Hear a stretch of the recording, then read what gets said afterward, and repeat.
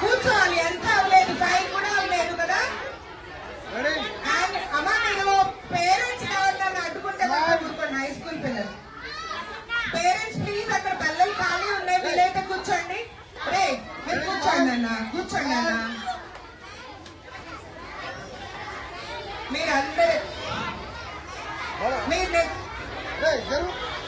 వచ్చేయండి.